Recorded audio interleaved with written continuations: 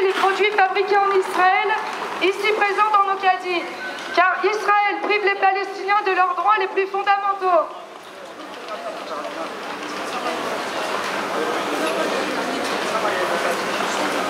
En 50 jours, l'armée israélienne a massacré plus de 2200 Gazaouis, dont plus de 500 enfants. Si seulement Israël respectait le droit international, le conflit à Gaza n'aurait jamais éclaté. Depuis 2007, l'armée israélienne étouffe les habitants de Gaza en leur imposant un blocus illégal et criminel. Un cessez-le-feu permanent prévoyant la levée de ce blocus a finalement été conclu, mais le combat pour la justice continue. Le peuple palestinien subit l'occupation depuis 66 ans. Le gouvernement israélien a été rappelé à l'ordre par la Cour pénale internationale, par l'ONU ainsi que par de nombreuses ONG pour cesser cette occupation militaire et brutale. Car depuis sa création en 1948, Israël viole constamment le droit international des droits de l'homme. Les Palestiniens subissent l'injustice au quotidien. L'armée israélienne d'occupation détruit leurs maisons, les chasse de leurs terres. Ils sont privés des ressources en eau potable. Ils ne peuvent pas circuler librement.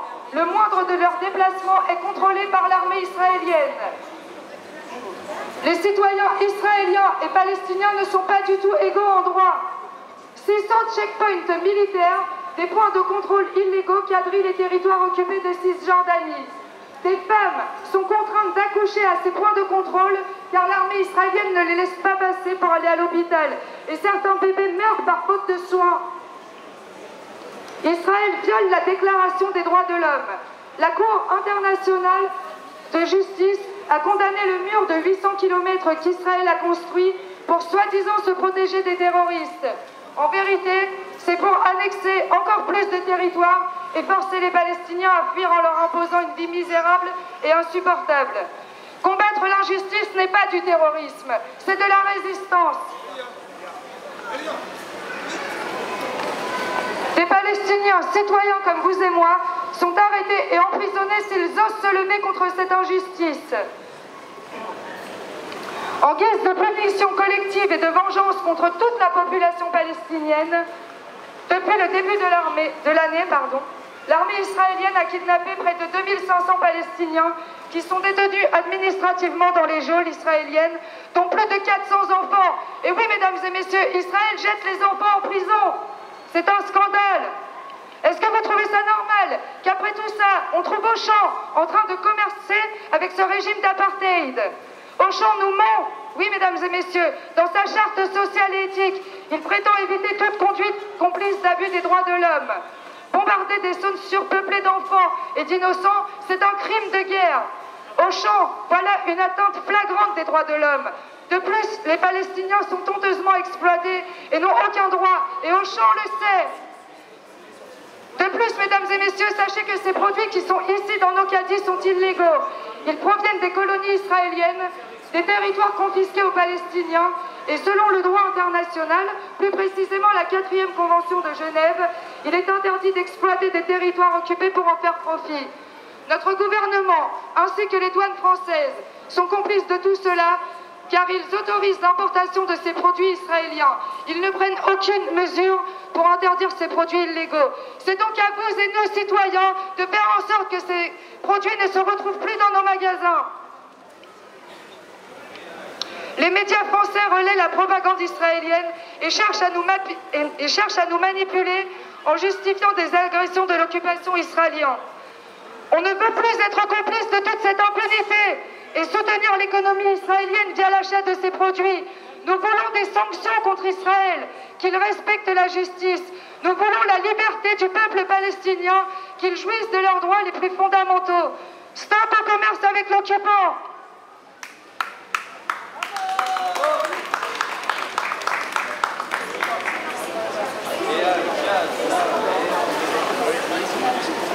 Merci Aurélie. Deux mots pour expliquer que le sens de la campagne BDS, c'est qu'ici aussi on peut faire quelque chose.